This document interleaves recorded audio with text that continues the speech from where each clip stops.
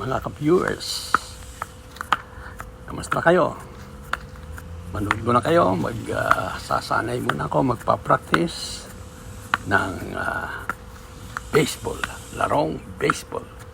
Namimiss ko na ito dahil during my days, ako'y coach ng Little League Baseball sa District 1. For 21 years, champion tayo sa District 1. Namimiss ko ng maglaro nito. I'm going to 76 now, mga ka-viewers, this coming October. At matagal ko nang miss na miss.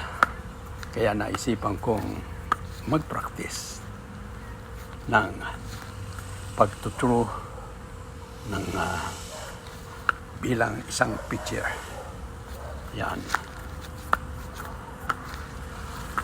Alam ba ninyo? Sa Lunita ang praktisa namin ng mga bata ko.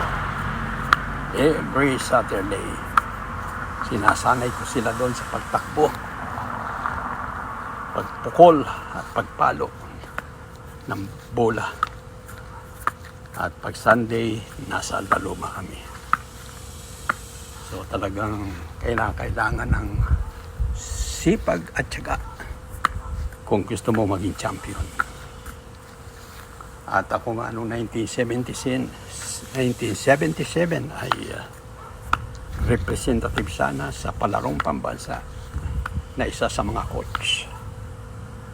Kaya nga lang nagkaroon ng martial law at hindi natuloy ang palarong pambansa.